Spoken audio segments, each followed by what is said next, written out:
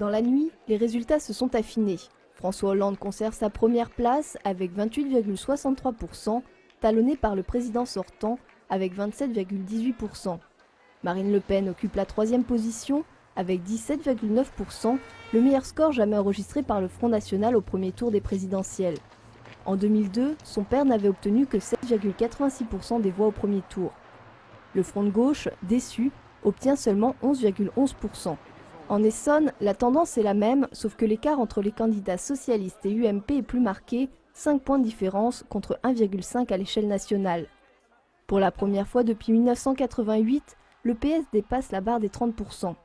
Sans grande surprise, François Hollande cartonne à 46,5% dans le fief de Manuel Valls, son directeur de communication. Autre gros score pour le Parti socialiste, les Ulysse, Massy et Palaiseau. Contrairement à son adversaire de gauche, en tête généralement dans les grandes villes, Nicolas Sarkozy remporte plutôt la première place dans les campagnes et les villes aisées du nord-ouest du département. Par contre, à Draveil, fief de l'ancien ministre Georges Tron, et à Longjumeau, ville de sa porte-parole Nathalie Kosciusko-Morizet, le candidat UMP n'arbore que la seconde place.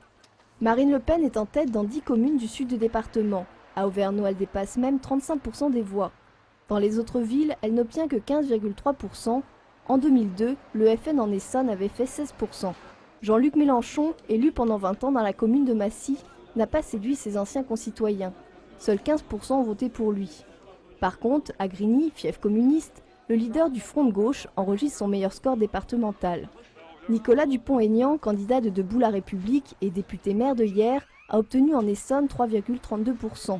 Chez lui, il s'est imposé avec 0,4% de plus que François Hollande. Côté participation, les Essonniens se sont déplacés à 79,18%, enregistrant le même taux de participation qu'à l'échelle nationale. À noter, aux dernières élections présidentielles en 2007, la population du département était plus engagée, puisque 87,08% avait été voté. Le candidat dont nous faisons la campagne depuis maintenant des mois est arrivé très largement en tête, encore plus en Essonne que dans toute la France, avec un score qui dépasse les 30%. Et donc c'est une bonne soirée électorale qui demande évidemment à être confirmée par le rassemblement qui s'est opéré dès hier soir avec Jean-Luc Mélenchon et Eva Joly, sur lesquels peut maintenant compter François Hollande.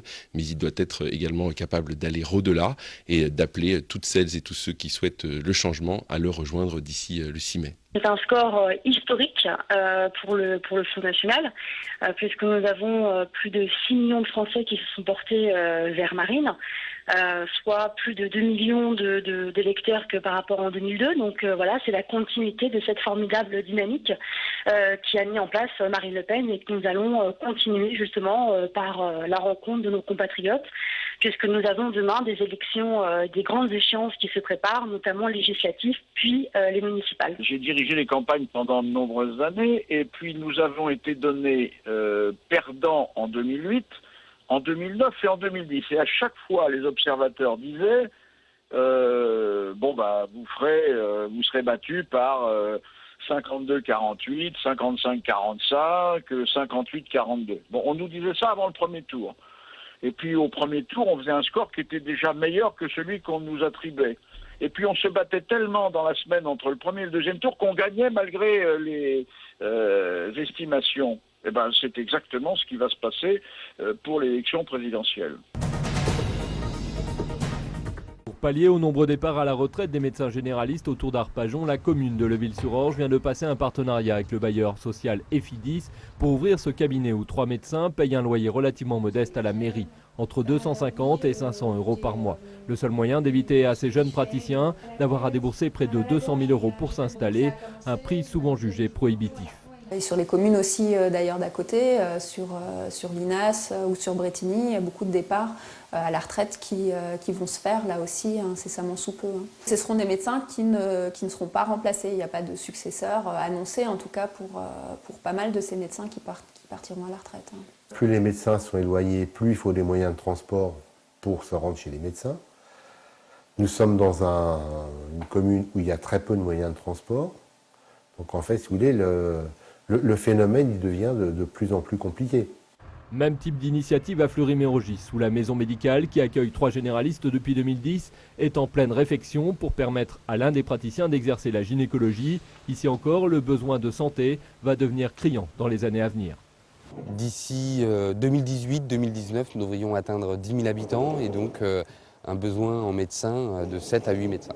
Avec une centaine de généralistes en moins par rapport à 2007 et une population qui a augmenté de près de 4 000 habitants dans le même temps, l'Essonne souffre dans ses quartiers comme dans ses campagnes des réticences des médecins à s'installer hors des centres-villes.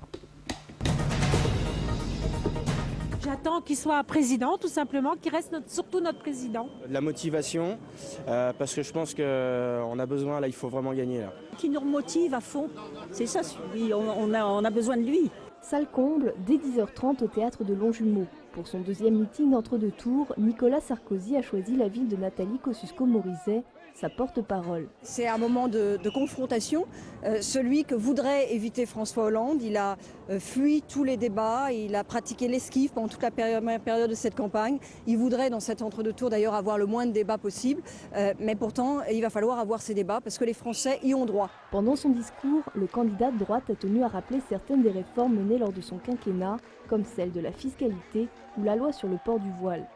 Nicolas Sarkozy a également détaillé son programme de campagne, toujours autour de son slogan « La France forte ». La question du respect de la personne au travail, la question de la qualité de vie au travail, la question de la souplesse d'organisation dans le travail, ce sont des questions que je veux mettre au cœur du débat politique français. Jamais travailler moins, toujours travailler mieux. Voilà le projet politique qui est le mien.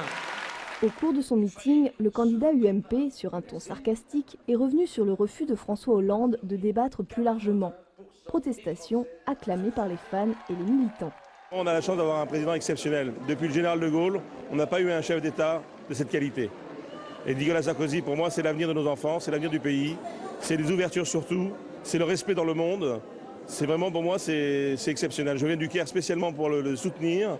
Et vraiment, Nicolas Sarkozy, on n'en aura pas un deuxième comme ça. Les candidats UMP et PS ont encore 11 jours devant eux pour convaincre, avant le 6 mai prochain. C'était le premier assassinat de l'Essonne. Nathalie Davids est abattue dans le parking souterrain de cet immeuble de Juvisy-sur-Orge le 27 novembre dernier. Plusieurs balles ont été tirées d'un calibre 7,65.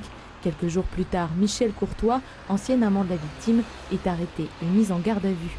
À la suite de cela, le suspect est mis en examen et incarcéré à Fleury-Mérogis. Cette affaire aurait pu être un simple drame passionnel avant que 3 autres meurtres soient perpétrés dans le département avec la même arme.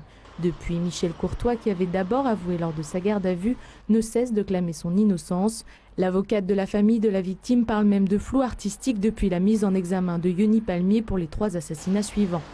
Maître Yacine Bouzrou, le nouvel avocat de Michel Courtois, a même demandé une remise en liberté de son client toujours détenu. Au début de sa garde à vue, Michel Courtois niait les accusations, mais lors de sa 5e audition, tard dans la nuit, ses aveux semblent alambiqués. « Je pense que c'est moi qui ai tué Nathalie parce que tous les éléments tentent à prouver que je suis l'auteur de l'assassinat. » Son avocat parle d'aveux extorqués. De plus, les détails que livre le suspect ne sont pas concordants, aussi bien sur le nombre de balles tirées que sur la marque de la moto utilisée. L'avocate de la victime reste pourtant catégorique. Michel Courtois harcelait Nathalie Davids depuis leur rupture. Aujourd'hui, Yoni Palmier, suspect pour les 3 autres assassinats, est interrogé pour ce premier meurtre. Reçus ce matin dans la grande tour de la direction du travail d'Evry, les syndicats des conducteurs de bus STA ne semblent pas prêts à reprendre la route. Ils n'ont plus aucun contact avec la direction depuis 2 jours. Un accord semblait pourtant possible autour d'une augmentation de 1,7%, accompagnée d'une prime de transport de 150 €, mais les négociations achoppent sur le paiement des jours de grève. Gagnant environ 1 700 € bruts par mois, les conducteurs ne peuvent se permettre de perdre un mois de salaire d'un seul coup. Les syndicats réclament un étalement sur 8 mois, à raison d'1 à 3 jours jusqu'au mois de décembre, mais cette proposition rebute la direction qui n'accepte qu'un étalement sur 2 mois. Ça sera étalé sur la paye de avril et la paye de mai. Et donc c'est clair qu'on ne peut pas se permettre de perdre tout d'un seul coup. Donc c'est pour ça qu'on fait tout notre possible pour essayer d'avoir l'étalement en fait, des jours de grève. Il faut savoir que nous, derrière nous, on a des enfants, des femmes, etc. Donc on a plein de choses à assumer. Donc ils nous ont clairement déclaré la guerre et puis c'est clair que ça ne sera pas fini. Avec notre direction, ça ne sera pas fini. C'est pas comme ça qu'on va se rabaisser et ça peut que nous motiver pour encore les combattre légalement et faire valoir nos droits et les droits des salariés surtout. Les 10 000 habitants de Mennecy et de ses environs sont privés de bus depuis un mois. Seuls quelques cars assurent le transport scolaire pour les enfants. Pour dédommager les usagers, le groupe Keolis annonce des remboursements en fin de conflit, mais pour l'instant, aucune issue ne semble se profiler à l'horizon. 80% des conducteurs sont toujours en grève. Le seuil des 30 jours ayant été dépassé, ce mouvement est le plus long depuis celui de 2010, conflit à la suite duquel les syndicats avaient obtenu le paiement des jours de grève via des RTT et des récupérations. Des conducteurs qui rappellent les violences et les insultes dont ils sont de plus en plus souvent victimes. Après 30 jours de grève suite à des négociations salariales difficiles, les bus de la STA circulent à nouveau dans les villes de Mennecy, de Balancourt, Ormois, Corbeil depuis ce matin. Le trafic reste encore perturbé en raison des vacances scolaires et devrait revenir à la normale d'ici peu. Les salariés n'ont pas eu gain de cause, sur leur salaire augmentera de 1,7%.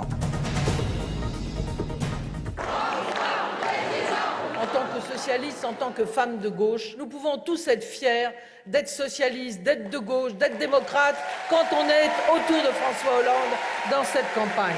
Martine Aubry a d'abord mis en avant le rassemblement de la gauche et a su flatter l'Essonne et ses représentants socialistes. Mais la première secrétaire n'a également pas mâché ses mots contre le président candidat, mettant en avant ce qu'elle appelle son bilan raté, l'augmentation du chômage et du déficit, mais elle a également attaqué sur son terrain de campagne la sécurité.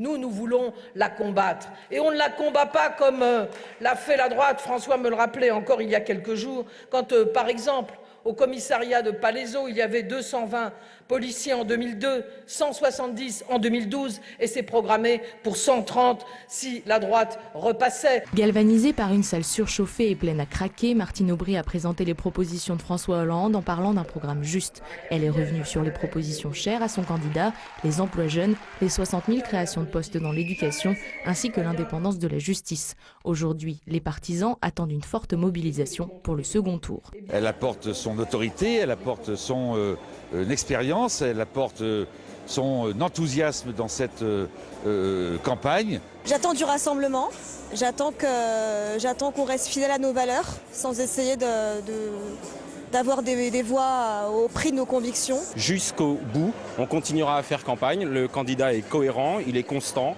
Il faut que maintenant l'ensemble de nos concitoyens puissent faire leur choix en connaissance de cause. C'est sous les applaudissements que Martine Aubry a quitté la salle. Le meeting n'a certes pas eu à convaincre des militants déjà ralliés, mais a voulu montrer une gauche rassemblée dans le département. À présent, il souhaite une grande vague de tous les Français le 6 mai.